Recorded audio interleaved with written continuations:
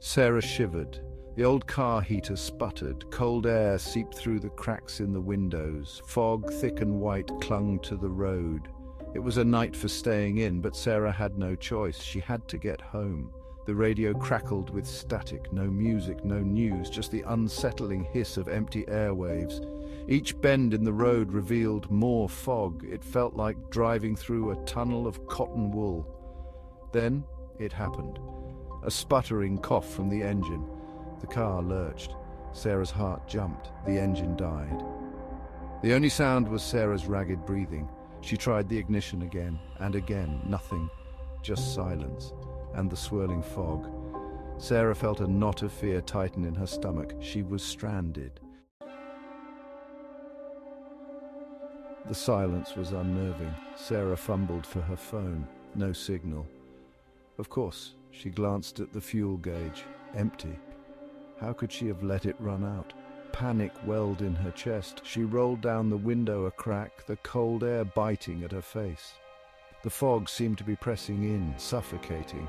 Sarah forced herself to take a deep breath. She had to think there had to be a house nearby. Someone who could help, someone who could call a tow truck.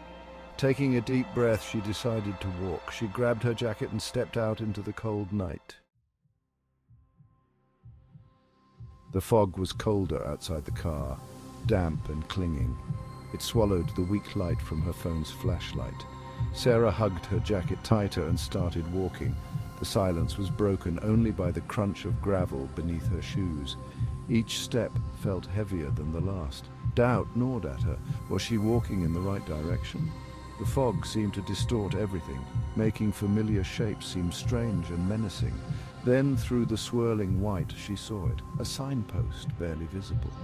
Relief flooded her, but as she got closer, her blood ran cold. The sign was old and weathered. The writing was faded but clear. "Beware the woods," it read. A shiver ran down Sarah's spine, but there was no other way. The road continued only through the woods. The air grew colder as Sarah entered the woods. The trees loomed over her, their branches like skeletal fingers reaching down. The fog seemed thicker here, closing in like a suffocating blanket.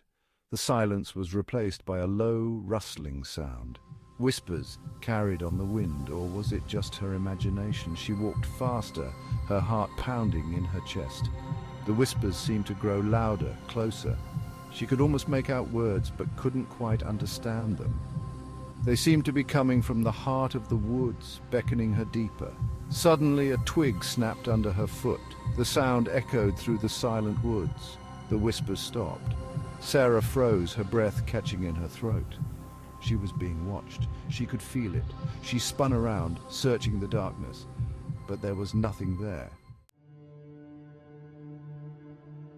Just when Sarah thought her heart couldn't beat any faster, she saw her.